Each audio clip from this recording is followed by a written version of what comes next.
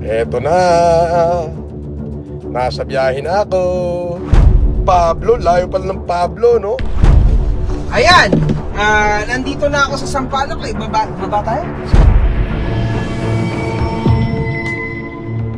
Hi everyone!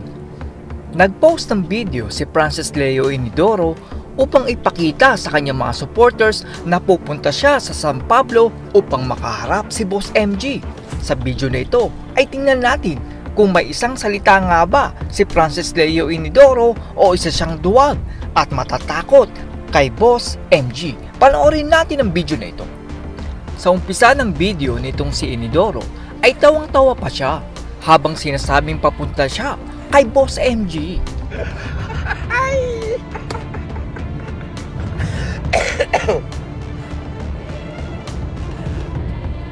Ogag, here I come. Pinagmamalaki nitong si Inidoro na ang layo-layo pa daw ng kanyang biniyahe at tawang-tawa siya sa pinaggagawa niya.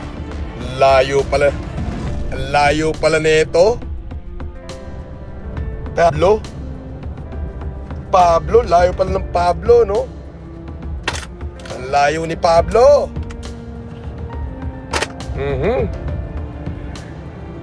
Ogag, here I come. Makikita din ang lalaki sa tabi ni Inidoro na may bansag na Casper at mukhang may lihim silang pagtingin sa isa't isa. Maya-maya ay nakarating na sa toll gate ng San Pablo itong si Inidoro, pero baka sa kanyang mukha ang takot kay Boss MG. Eto na. Nasa biyahe na ako. Nako.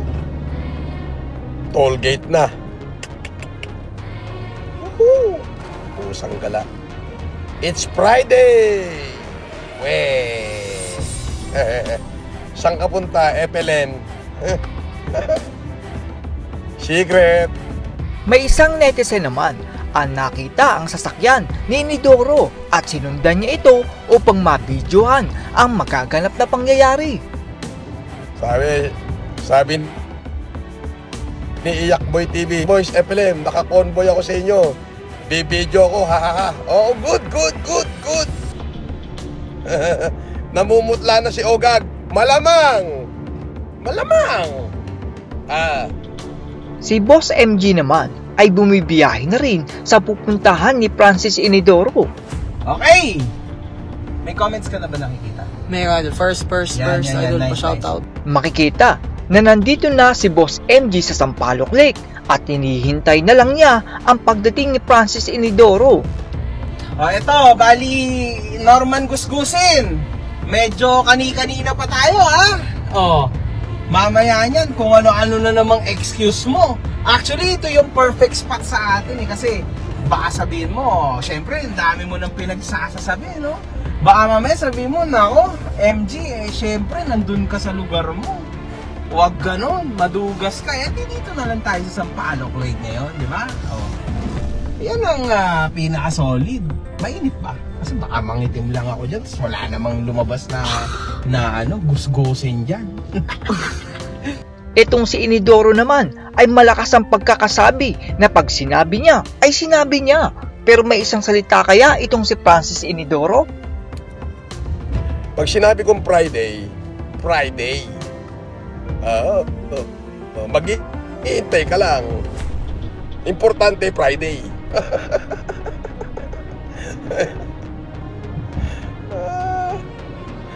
Diba? Alam mo, ako, totoo ko sa salita ko sa mga supporter ko.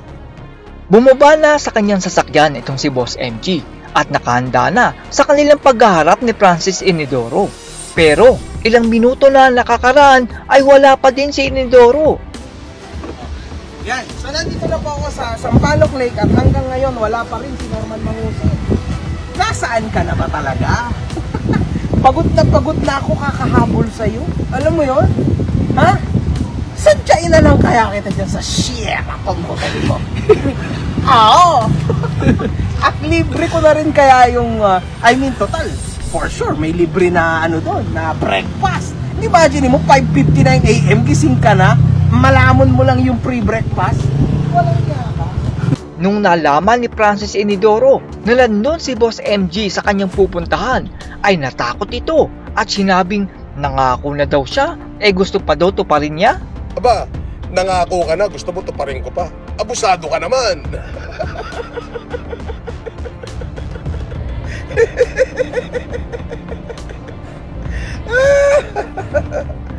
Sabi, maganda to. Talagang apakaganda nito. Apakaangas. Hindi lang maganda, apakaangas.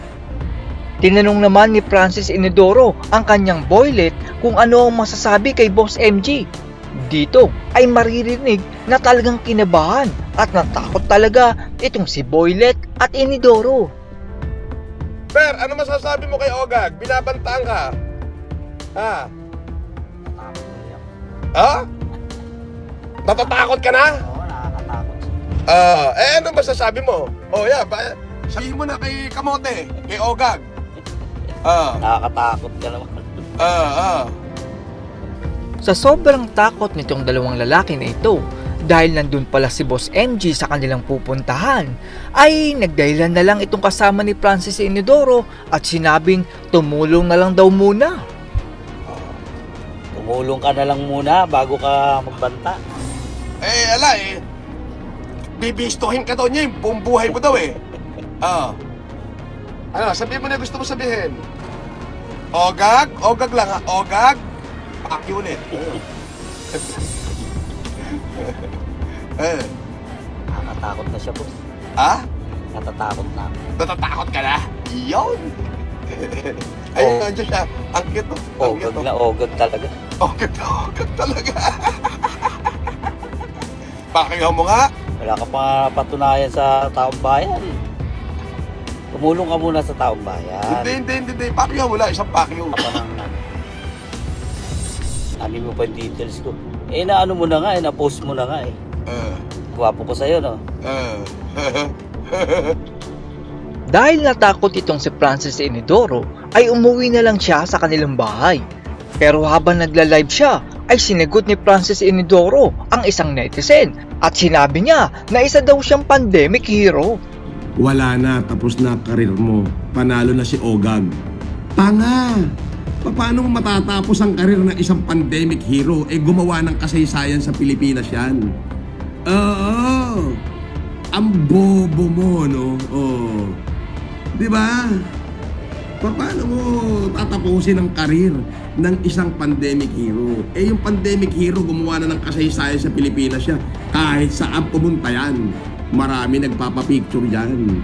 Kasi gumawa na ng kasaysayan yan. Oo. Baka naiinggit ka, ay di gumaya ka, okay nam. Ayaw mo ba nun? Isang panadero, di ang gandang ano yan, ang gandang simulain yan. Isang panadero na naging pandemic hero.